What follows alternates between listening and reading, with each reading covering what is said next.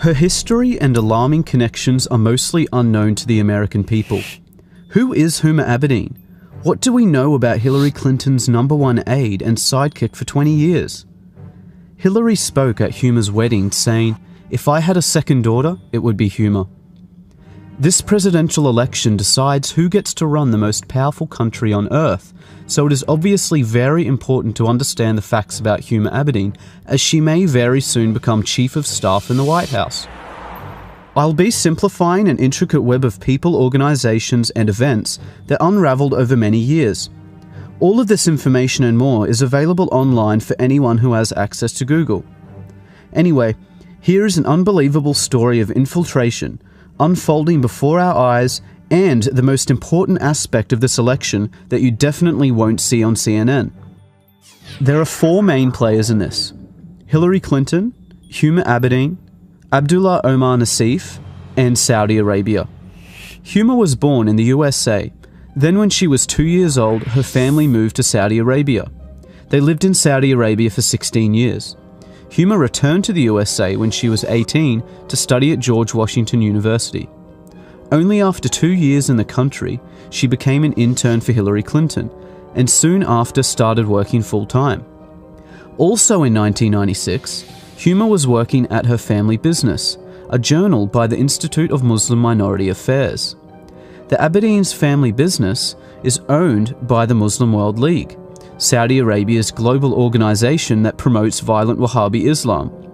They even share an office at 46 Goodge Street, London. Saliha Abedin, Huma's mother, and Hassan Abedin, Huma's brother, currently work there still.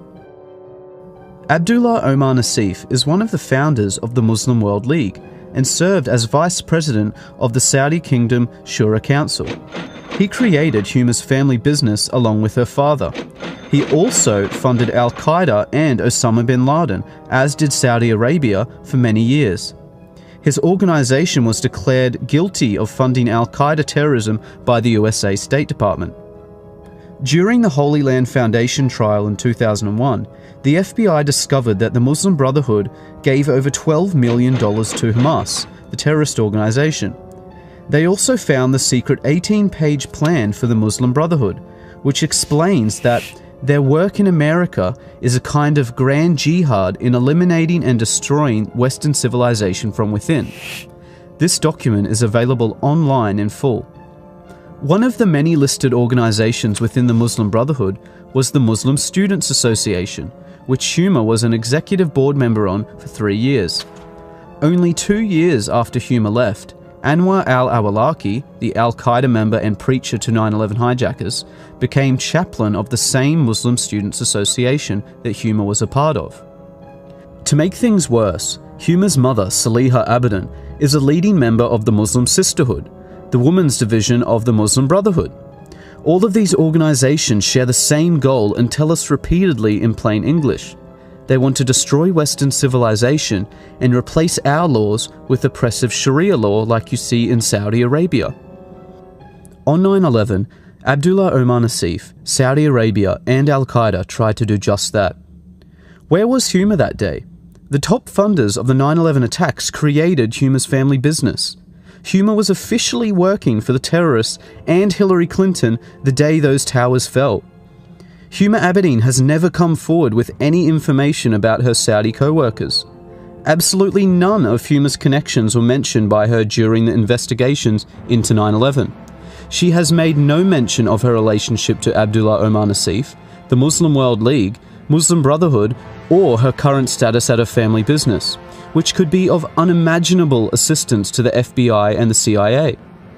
Huma's mother still works for the Muslim World League, yet Huma has made no effort to distance herself from her mother or her radical views. Saliha Abedin is a leading Sharia activist who has, for example, published a book called Women in Islam that claims secular man-made laws enslave women. It supports female genital mutilation, the death penalty for leaving Islam, the legal subordination of women, and the participation of women in violent jihad. Hillary Clinton has flown to meet with Saliha Abedin many times. Huma says that her mother considers her to be a big deal and is proud of her. Huma's absolute silence on all questions regarding her extremist ties says far too much. How can someone with such close links to terrorism be allowed access to our top-secret information and have security clearances? Especially since it was found that Huma was accessing Hillary Clinton's emails and physical documents. The Clinton Foundation received over $25 million from Saudi Arabia, and they also funded 20% of her election campaign. Saudi Arabia's massive influence on the Clintons and Obama administration has not gone unnoticed. The damaging results of Islamist influence on the USA and Europe is worthy of another dedicated report, as this is just the tip of the corrupt iceberg. But you can no longer deny that Hillary Clinton is actively working with a global movement whose goal is to destroy Western civilization, just for the selfish benefit of money and power. Huma is the previously hidden link between the Clintons and Saudi terrorism. Dozens of other people and organizations were left out of this for length. Any rational person should have high standards of evidence for claims such as this. So here is the fastest way to prove Huma's tie to Abdullah Omar Nassif that you can look up for yourself and is sourced by their own websites. Start at the website of Huma's family business, the Institute of Muslim Minority Affairs. See that Huma's mother, Saliha, and Huma's brother, Hassan, currently manage this company. Now go to the website for the Muslim World League, owned by Saudi Arabia and Abdullah Omar Nassif.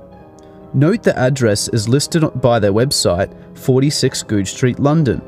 Now, back to Huma's family business. If you scroll down, you see that same address, 46 Goodge Street, London. Clearly anyone can prove in seconds that Huma's family business is owned by Saudi Arabian terrorists. Their own websites make no secret of this fact. There are no more excuses for Huma's silence. She has had years of opportunities to distance herself from terrorists and radical views, but would rather simply hide. The American people demand an explanation from Huma Abedin and Hillary Clinton before the election. One simple, straightforward question needs to be answered. Did Abdullah Omar Nassif create your family business? And were you working with him in any capacity on September the 11th, 2001? Yes or no? This year marks the 15th anniversary of the day Al-Qaeda murdered 3,000 innocent citizens. Let's not forget about it so quickly. Huma's security clearances should be revoked until she or Hillary directly address this national security threat.